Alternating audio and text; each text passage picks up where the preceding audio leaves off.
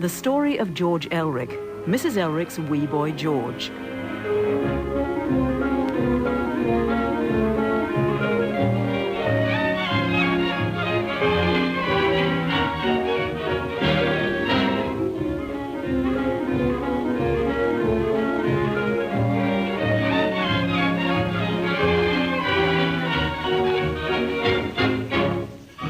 Good morning, housewives. My goodness, it's a long time since I said that to all my ladies of the household. But thanks to the BBC Radio 2, here I am once again with another edition of Housewives Choice. And it's you I'm visiting first, Mary Johnson, in Chilwell, Notts. Here you are then, ladies. Fond memories with Henry Hall and a nice cup of tea for all of you.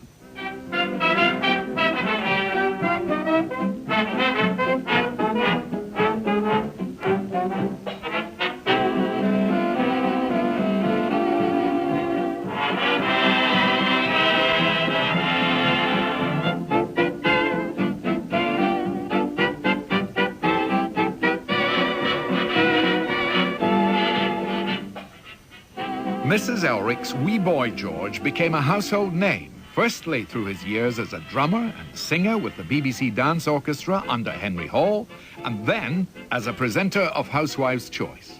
But those were only two of the many careers in his life. He led his own band, he became the manager of the light orchestra leader Mantovani, and he produced records for Lena Martell, alongside his frequent TV appearances. The George Elrick story starts in Aberdeen in 1903. The eldest child of a family who joked it was 5 to a kilt. There was no spare cash to go around, and so the smiling voice of radio's first wireless had to be the little-known Elrick make. His younger brother Albert remembers this particular model. Years ago, I was just a boy, and he got a cat whisker and made a little radio. And he had it in a tub, so it could be loud. It was the first time I'd ever heard anything coming through the air, and George made it. At this stage, George was pursuing his ambition to become a doctor, and he had secured a bursary to Robert Gordon's college. His interest in music, however, was gathering momentum with the formation of the Lucinians. Another boy who was a pianist called Jimmy Ross, he and I got together and he says, "You've played drums in the Boys Brigade, why don't you get a set of drums and let's start a band?" So that's what I did.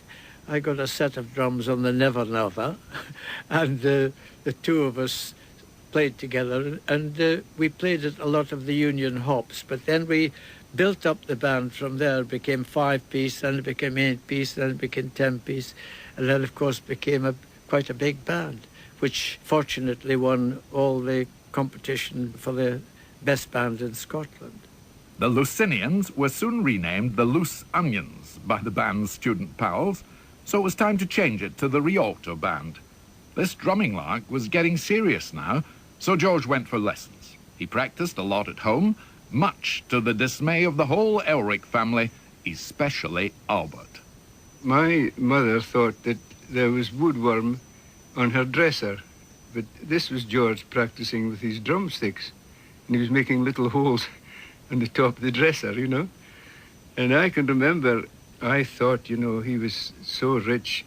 He had a do on, and this was, 70 years ago, and I carried his side drum, he carried the big drum, and we went to Leddingham's rooms in Bridge Street in Aberdeen.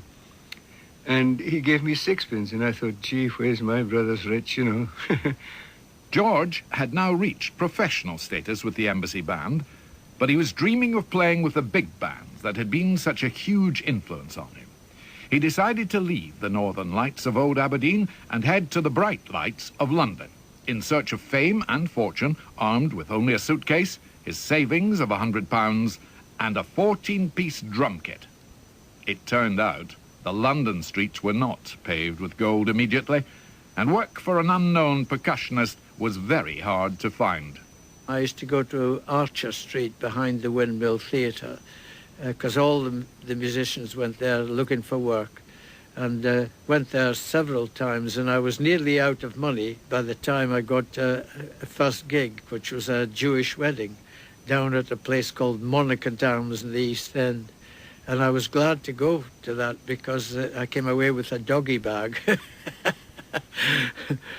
Soon, George Elrick, who was now starting to be paid with money as well as food, was picking up work more regularly. He demanded an audition at the Glasgow Empire with the Ambrose Orchestra and was hired because of his added skill as a percussionist and his sheer tenacity. Up until now, he had only ever performed live. But in January 1935, he made his recording debut with pianist Billy Mason and his orchestra. I was playing with him at the Florida Club, and he got invited to do a recording with a fantastic coloured girl called Vale, and that was my first recording. She was a trumpet player and a singer, and it became a big hit called Ants in My Pants. And the opening of the record, she says, "Georgie boy, just you give me 4 licks on that drum and I'm away." And that's how it opens, with me playing the drums.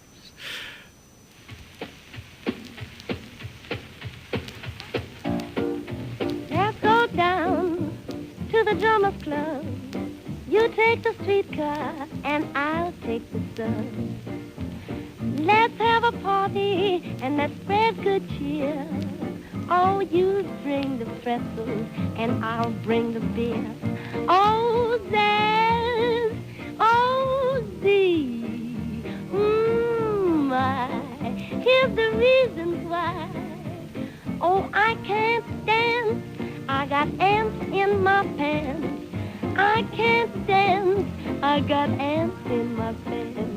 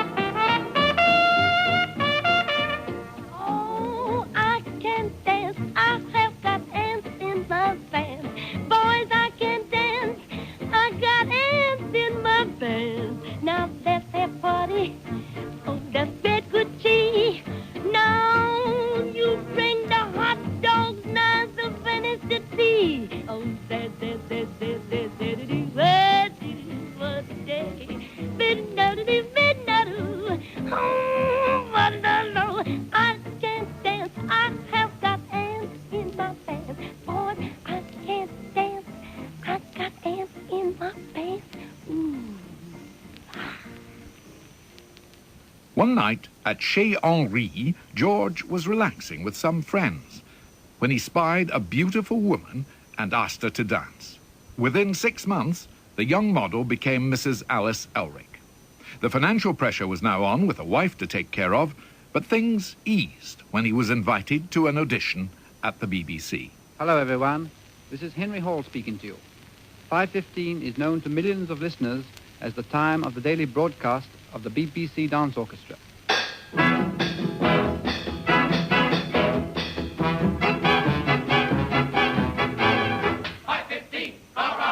BBC Dance Orchestra.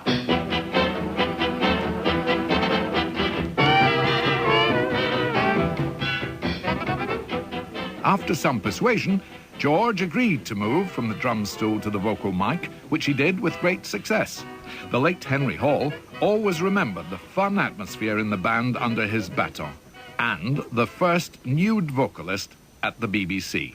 I had to provide music for the masses of people.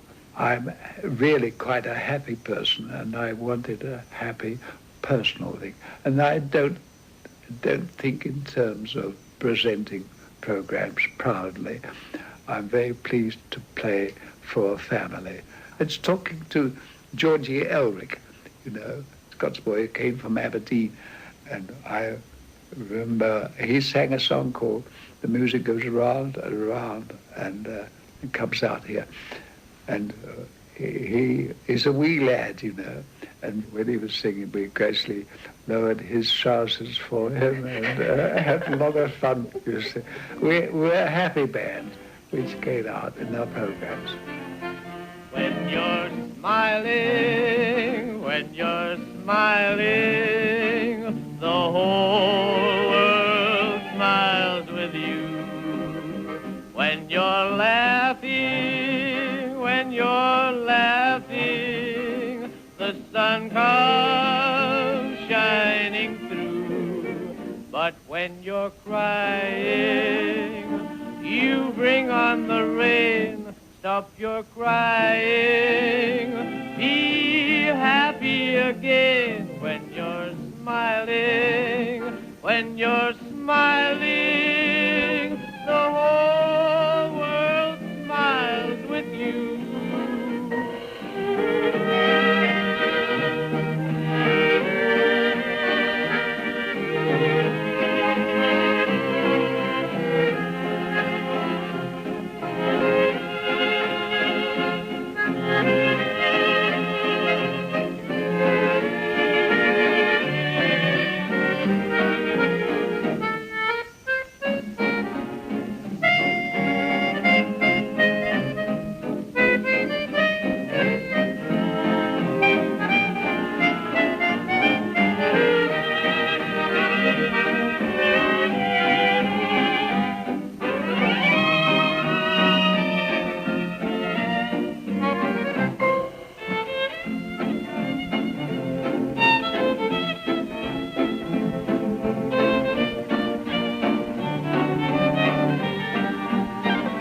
Quite true, a smile helps every time, especially these days. It's a funny thing, but it costs nothing, and yet it's rest to the weary, daylight to the discouraged, sunshine to the sad. Yet it cannot be bought, begged, borrowed, or stolen, for it's something that is no good to anyone unless it's given away. So when you see someone who is too tired to give you a smile, just leave one of yours. For nobody needs a smile as much as those who have none left to give. Just try it sometime. You'll see. When you're smiling, the whole world smiles with you. When you're laughing, the sun comes shining through. But when you're crying, you bring on the rain. Stop your crying, be happy again. When you're smiling, the whole world smiles with you.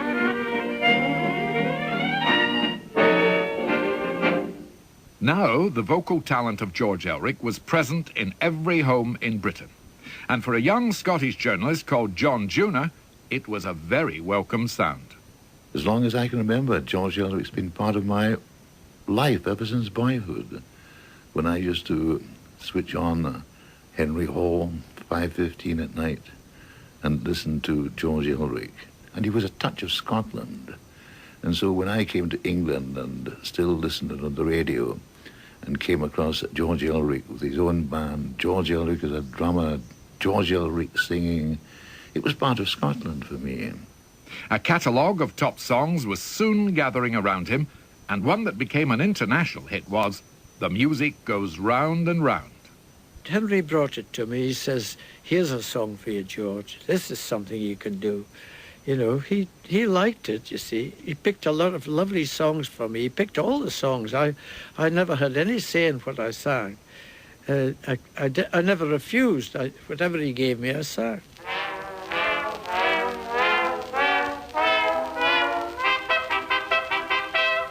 This song went down a storm with George, the public and royalty. Fellow water rat Bert Whedon. He made a little bit of broadcasting history. On one particular broadcast, he'd done a number called The Music Goes Round and Around. And as you know, as an established broadcaster, when you've done a number, you never repeat it. But he'd sung this number, and there was a phone call from the Queen, who, that time the Queen, who is now the Queen Mother, of course, and the Queen phoned up and said she liked the number so much that could they please repeat it. So quickly they organised it that they would repeat the number 10 minutes or so later, and they played the same number twice with George singing The Music Goes Round and Around. Don't think it's ever been done before or since. One night while playing in the band, a girl came up, she said, "You're grand." So I replied in words low down, "Now this is how the music goes round." I blow through here, the music goes round and around, whoa, and it comes up here. I push the first valve down, the music goes down and around, whoa, and it comes up here. I push the middle valve down, the music goes down around, below, below, below, diddly ho, ho, ho, listen to the notes come out. I push the other valve down, the music goes round and around, oh, oh, oh, oh, and it comes out here.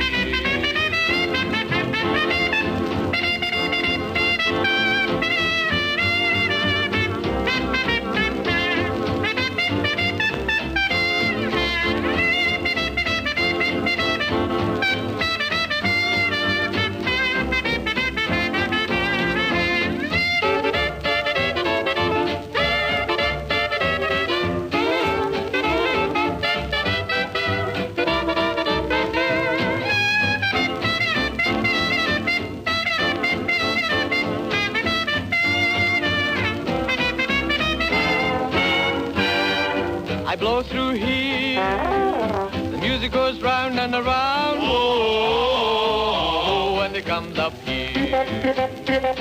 I push the slide way out, the music goes round and about, oh, and it comes up here. I push the slide way down, the music goes down around, below, below, below, diddly ho, ho, ho, listen to the jazz come out. I make the funniest sound, the music goes round and around, oh, oh, oh, and it comes out here.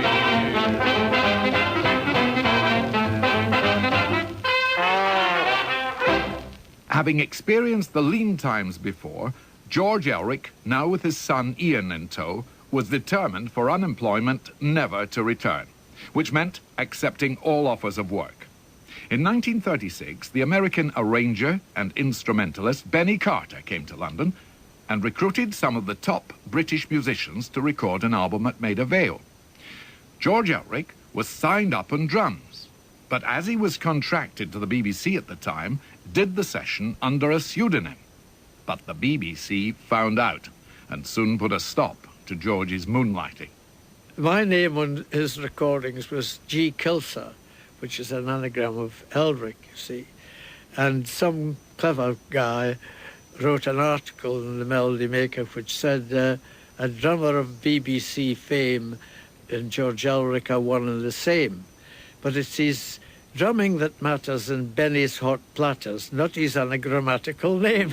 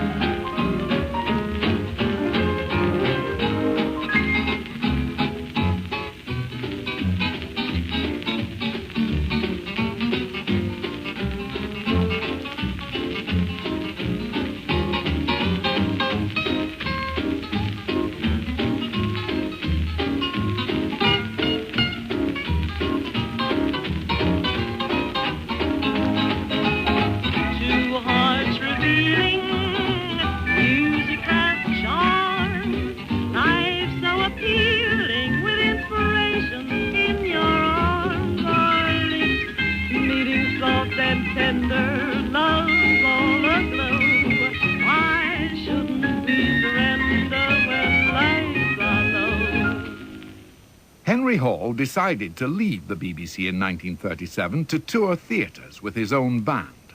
George, now very much in demand, turned down the offer to join him. Under the management of Jack Hilton, he set about making the name George Elrick a solo box office attraction. Tony Harrison of the dance band musicians organisation, the Coda Club, went to see the show. Around about 1937, he went out into a Jack Hilton show called Youth Must Have Its Swing with Brian Mickey of the BBC. And in actual fact, they took over the old Lou Stone band. It was a typical band show, excellent musicians, needless to say, in the band. But of course, the whole thing was dominated by George's very larger-than-life personality. He sang all the numbers, and he introduced quite a lot of youthful artists into the show. But he was a rather dominating personality on the stage. In fact, I suppose it can largely be said about George, he has a very, very large personality. The show was a major success, selling out theatres the length and breadth of Britain for 40 weeks.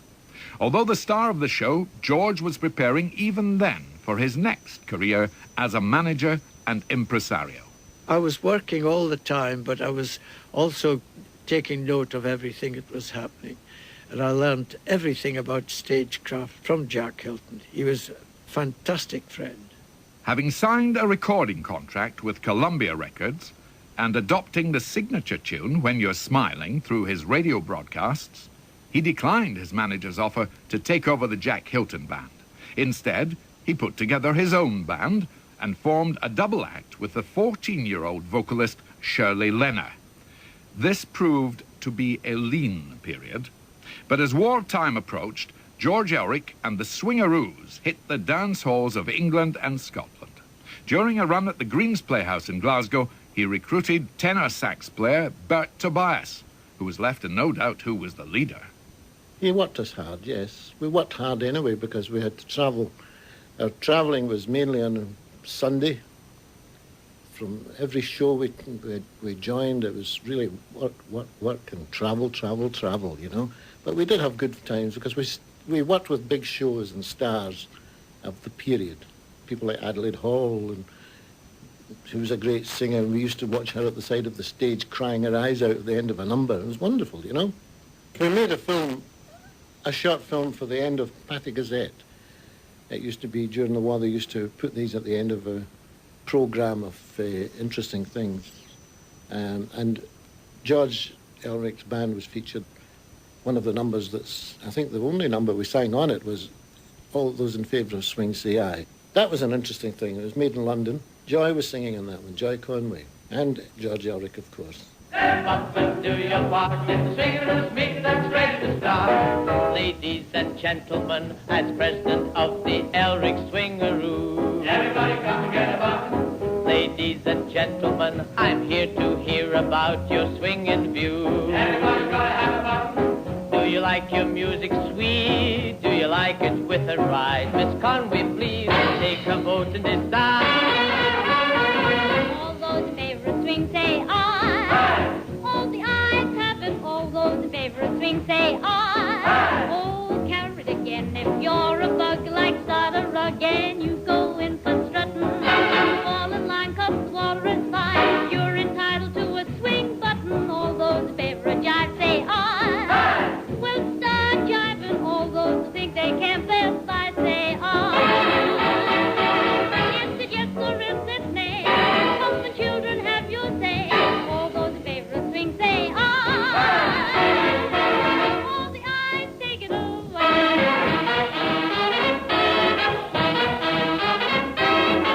Now that you know what this meeting's all about, I'll ask you a question when you answer sharp. Let's have Burke and then Center try. All those in favor say aye.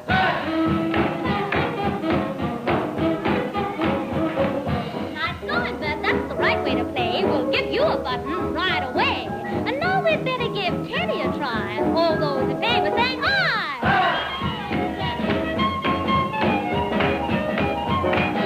Nice going, Ted. That's the right way to play. We'll give you a button right away. And now we better give Billy a try. All those in favor say aye.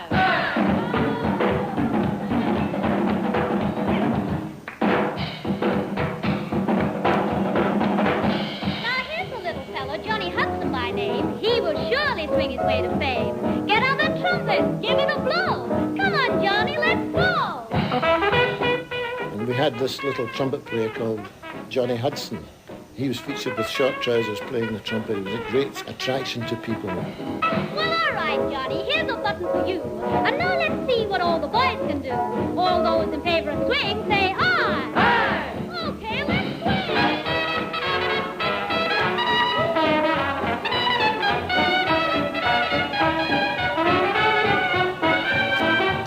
It's the gentlemen that play.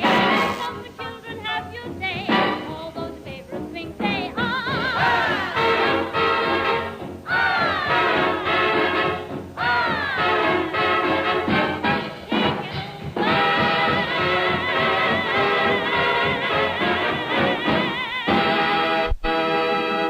that the singer Joy Conway and trombone player Rick Kennedy met, fell in love, and married a year later. Although their time in the Elrick Band during the war was comparatively short, they both remember it as a great learning experience thanks to both Mr. and Mrs. George Elrick. They were marvellous. Both Alice and him were very, very nice. And Alice advised me on dress. And we went, in those days, we had to have coupons, you know, this was during the war. And then we went into the Piccadixie with Adelaide Hall. That was a show we went into. And I learnt a lot from her, you know, as walking on stage and, you know, giving a number as she did. It was good for teaching the stagecraft. You know, what he used to say to us, look, you're only on there for 35 minutes, so come on nicely dressed, and if the drummer plays a solo, anybody, whoever's playing a solo, turn and look at him. You know, make the audience see that you're interested in him as a soloist. So taught us that, you know, the discipline of a big band. When war broke out, George failed his Royal Air Force medical because of a troublesome duodenal ulcer, and was enlisted as a Grade 4 recruit. His Ensa band toured the UK and visited France entertaining the troops. As the war developed, it wasn't just those fighting at the front that were in danger. Enemy bombers became a real threat to life at home. George escaped disaster thanks to fellow Scot Jack Buchanan. We were playing the Coventry Hippodrome, and I arrived there on the Sunday, and there was nothing to do, so I went to a cinema where there was a Jack Buchanan film on. But it wasn't a very good film, and I'm afraid I couldn't stand it, and so I left early. But I hadn't been back in my hotel an hour when the siren went, and there was no cinema the following morning. It just hit a direct hit. If I'd waited to see Jack, I'm afraid I wouldn't be here today. I told him a story. I met him in Southampton. He says, "You're quite right." He says, "I didn't think it was any good either."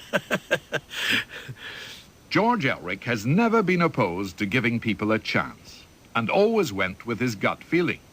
In Glasgow, he played the Barrowland Ballroom with his dance band, the Music Makers, when no one else would. He liked the manager, Sammy McIver, agreed a fee, and sold the place out. Then the hall started attracting the big names because the George Elrick had played there. The same pattern followed after George agreed to play at Butlins. This resulted in a lifelong friendship with fellow water rat Sir Billy Butlin. The Coda Club's Tony Harrison. Billy was very dependent upon George Elrick for advice on who to put into his holiday camps, what types of bands. In fact, he was really the intro into Butlin's holiday camps, if one was an artist or a band. Butlin's holiday camp was very largely George Elrick, if the public knew it.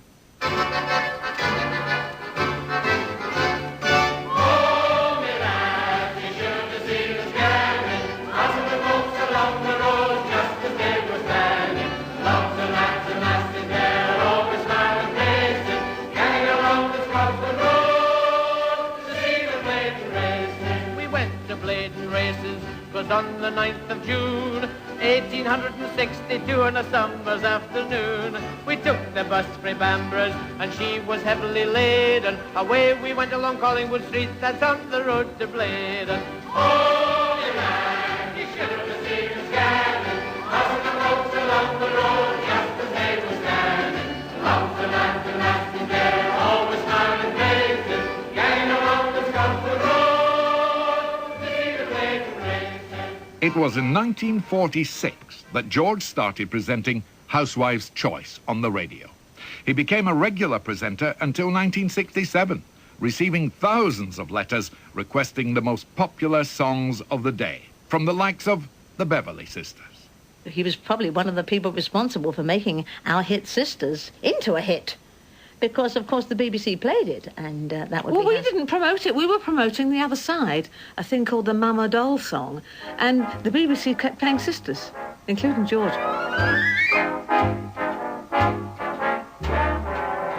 Sisters, sisters, there were never such devoted sisters.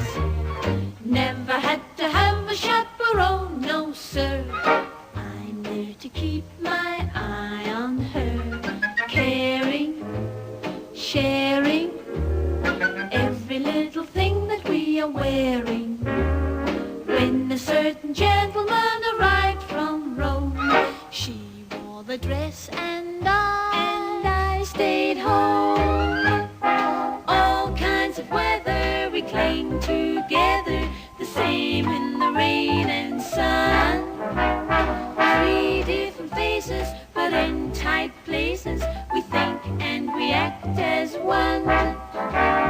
Those who've seen us say that not a thing could come between us.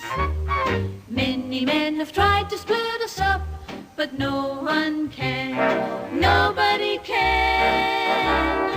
Lord help the mister who comes between me and my sister.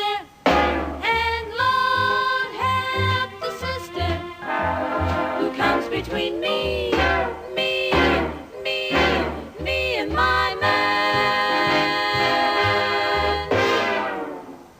George's radio days took him to America in 1949, where he managed to secure interviews with some of the biggest stars of the time. When I was doing Housewives Choice, I went on spec. I did a few recordings, and Perry Como was one, Nat King Cole, Doris Day, Tony Martin. I interviewed him in his suite at the Waldorf Astoria, and halfway through it, his wife, Sid Charisse, walked in from the bedroom because she wanted to know what was happening, and of course she's in the recording as well. I don't think she needs introduction. She was accepted so beautifully in London, and she has 2 or 3 more pictures coming over there. I mean, I'm looking forward to the day when she'll take me to London. And Miss Sid Charisse, to everyone who may be listening in. Well, hello, Sid. Hello, George. I think Tony and I are both looking forward to seeing you in London next summer. Well, I'll be looking forward to seeing you both when you're over there. And I'm going to play some more of Tony's records right now. And believe me, I've had a wonderful time over here, thanks to most of you people. You've all been so kind to me, and I'm sure that we'll be able to reciprocate when we come over the other side. Wonderful.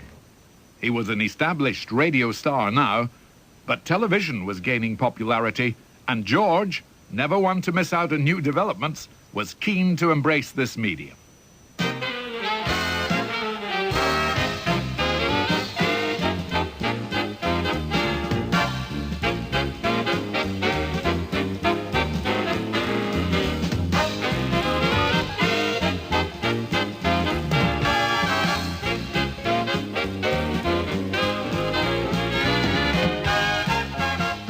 I did Come Dancing in 1951.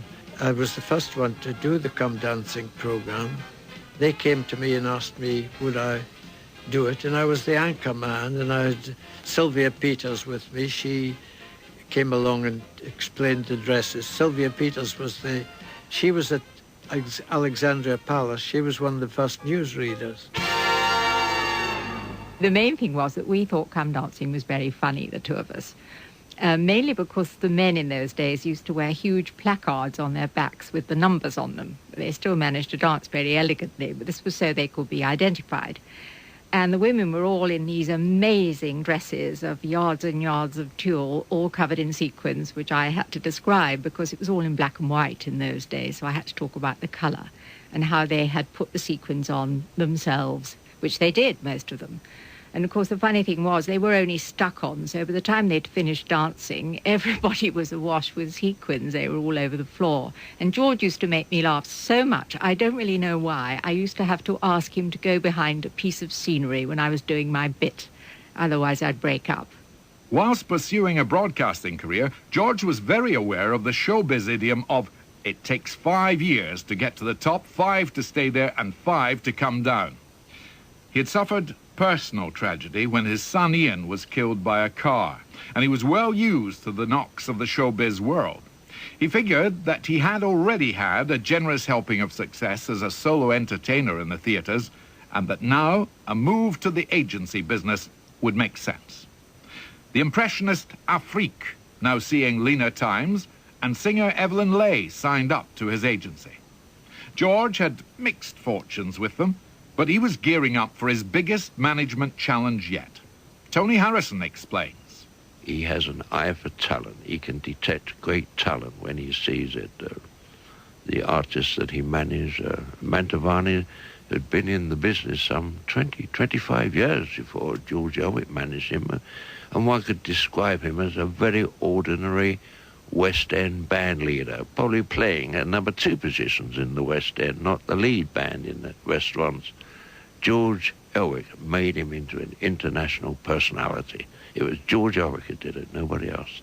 This view was echoed by the Beverley Sisters. Although they had that beautiful music, what was happening in the industry was hyping and promoting was becoming more important. It's no good being beautiful and lovely if you're not properly represented and put into the right situation. And that's what George did for Monty. And George arranged these massive concerts all over America, coast to coast, a massive undertaking, which he did with ease. The appearance that George organised everything with ease was due to a lot of preparation and great management skills. As a 50-50 partner with Mantovani, a deal done on a handshake, George took care of all the business. Although not the greatest conductor, Mantovani was undeniably one of the greatest showmen. But when it came to taking a 45-piece orchestra around the world, George had to be Mr. Fix-It. Orchestra member Ivor Morantz. When we arrived in Canada, we weren't as spoiled as we were when we were in Japan. Instead of having a baggage man or many baggage men who lifted everything up and put it in its place, there was no one there. There was just the coach to greet us. And there was immediately trouble, not the least caused by myself, because I wasn't going to lift my guitar and heavy instruments. I wasn't there to be a porter. And I really stood out for this. I insisted that somebody pick the instruments up. But George Elrick was able to smooth everything over.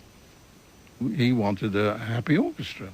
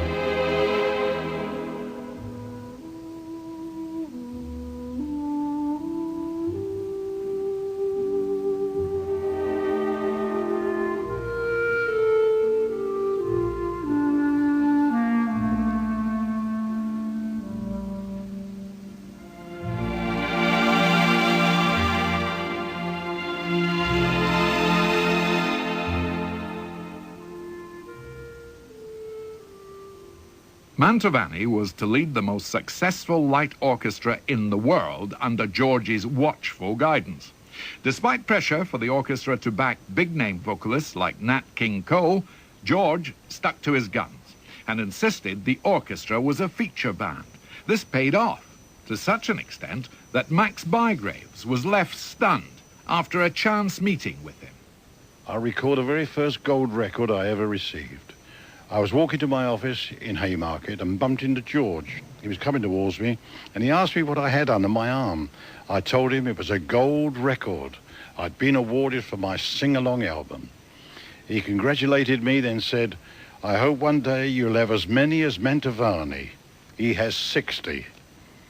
Now, the rest of the day, I kept thinking what 60 gold records entailed. It meant the Mantovani had earned millions of pounds and the George must have earned a fortune. Mantovani experienced star treatment from the day he set foot on American soil, which was a first for a British orchestra. The moment I finished that first tour, I was booked for the next year, and so on, every year, the same story. I did it for 15 years. And in some of the concerts, I did about 64 concerts in 10 weeks. And it put me in hospital with my dear duodenal ulcers again.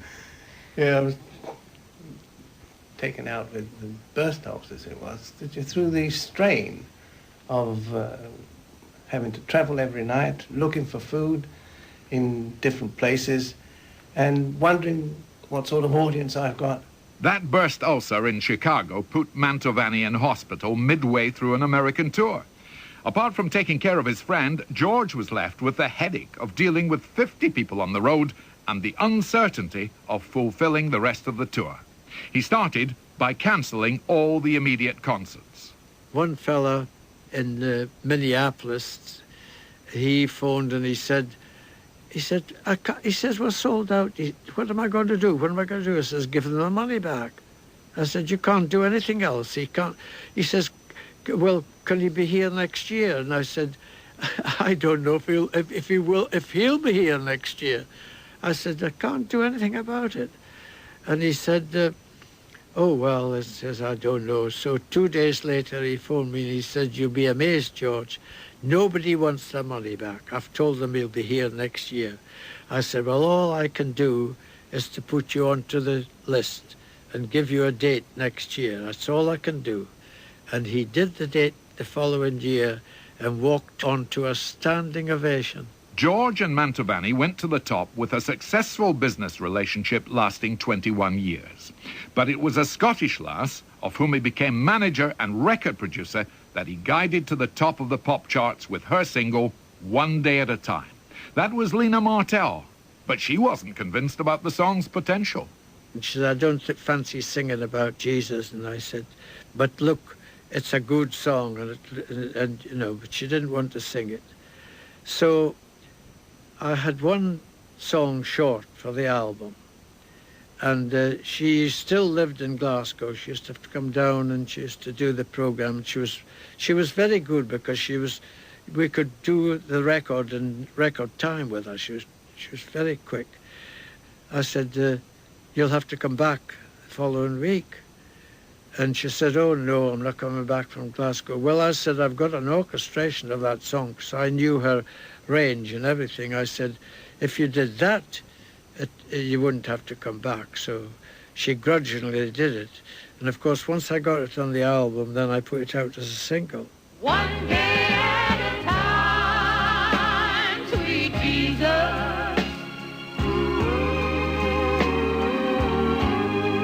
I'm only human. I'm just a woman. Help me believe in what I could be and all that I am. Show me the stairway I have to climb. Lord, for my sake, teach me to take one day at a time. One day at a time, sweet Jesus. That's all I'm asking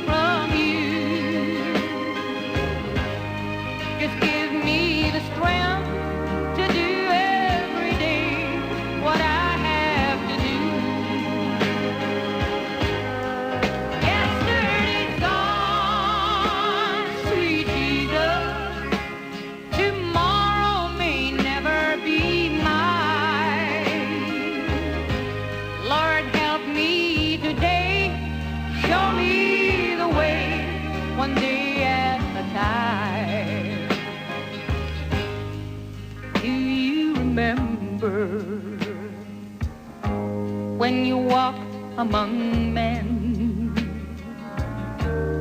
Well, Jesus, you know, if you're looking below, it's worse now than then. Cheating and stealing, violence and crime. So for my sake, teach me to take one day at a time. George produced 8 hit albums for Lena Martell, but his eye for talent was becoming more and more recognized. In 1974, a new talent show was about to hit the television screens, with acts being judged by a panel of showbiz experts.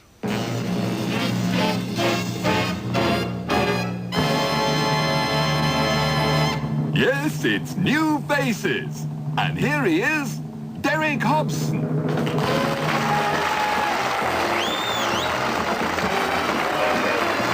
Thank you very much. Thank you. Welcome. Well, this Easter Sunday, I'm clutching 2 of these little buskers. Let's welcome panels. Well, you've recognized these faces by now, of course, starting with Mr. George Elrick. Ladies and gentlemen.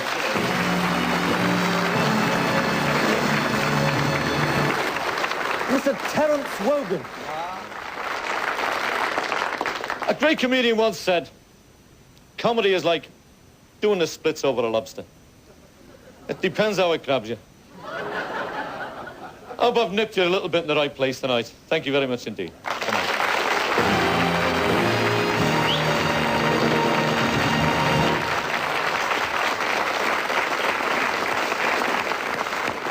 There we are, Joe Jones. He didn't win the last time, George Elrick. Did he win with you today?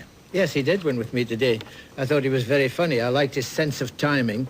And there's a lot of novel gags there as well. I hadn't heard many of them before, but as they say, it's the way he tells them. His timing was absolutely perfect. I thought he was a very good comedian indeed. Well, that's what George thought, ladies and gentlemen, of Joe Jones, yes. On a show where some of the panelists were less than kind to the budding stars, George was always constructive with his criticism and picked Lenny Henry, Jim Davidson, Victoria Wood and Marty Kane as potential big-time contenders. He's a member of the Water Rats, and in fact he was appointed King Rat on 2 occasions and as a founder member of the Variety Club. Through his work with these organisations, George Elrick has helped raise thousands of pounds for many charities. International Chief Barker of the Variety Club, John Radcliffe, was impressed by one Elrick project in particular. It was a record called Hail Variety in about 1983, if I recall. He made it together with Maurice Levy. And it featured songs by about, I think, something like 40 different stars. There was Vera Lynn and Mantovani and Tommy Steele. And the record was sold to Friends of Variety to raise money for the work of Variety looking after disabled and disadvantaged children. 12 noon, manicure big toe with anchor. 1-5, cast off from boy and tie up to girl. Can I do your nails, sir? Tommy Handley entertaining the fleet with, of course, Mrs. Bob.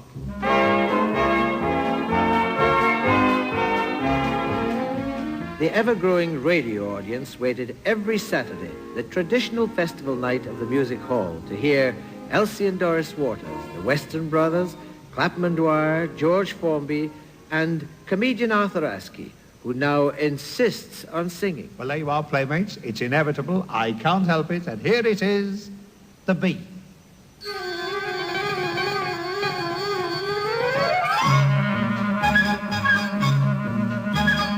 Oh, what a glorious thing to be, a healthy, grown-up, busy bee, whiling away the passing hours, pinching all the pollen from the cauliflowers. I'd like to be a busy bee, being just as busy as a bee can be, flying round the garden, the sweetest ever seen, taking back the honey to the dear old queen. Honeybee, honeybee. Another project he instigated was the All My Own Work exhibitions. These 2 shows raised thousands of pounds for charity and featured paintings and tapestries by fellow entertainers like Dame Judi Dench, Tony Bennett, Michael Benteen, Val Dunican, Noel Coward, and his great chum, Dame Vera Lynn. He knows I paint a little bit, and he had, I think, 2 years running an exhibition at Earl's Court for one of the charities, and he got me to exhibit one or two of my paintings, some for show and some to sell, because he used to paint himself a little bit in the past, but he's too busy now on his career to paint.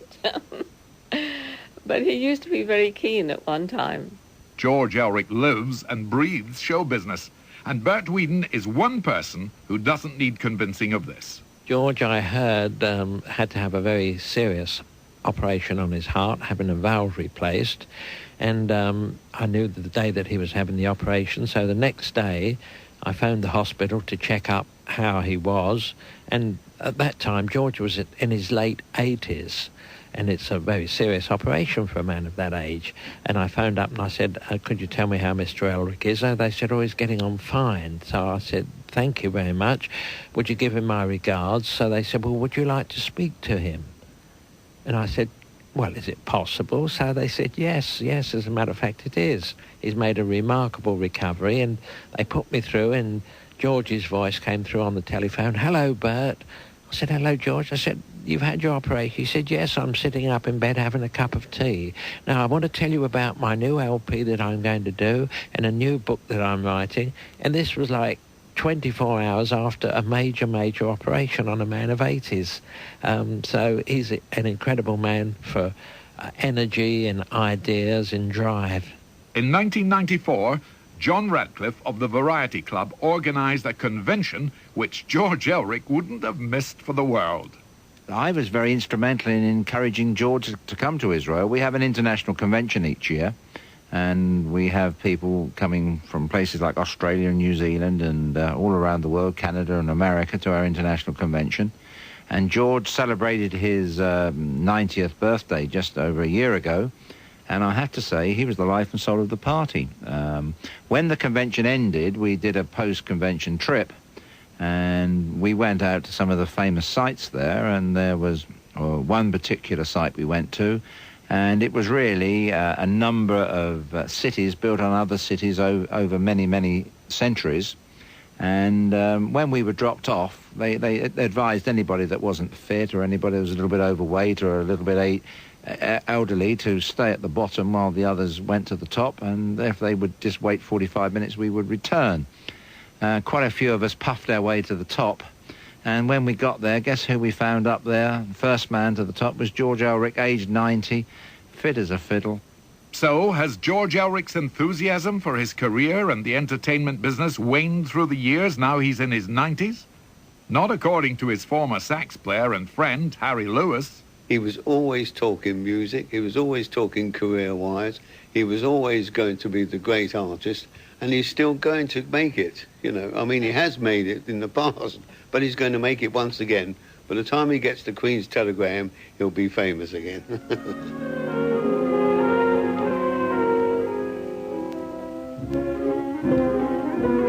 You take the rough with the smooth, and can't all be magic, but most of it was. La da da da dee dee dee da da da da dee dee dee da da da da da da dee. I'll be with you all again tomorrow morning. La da dee dee dee diddly da.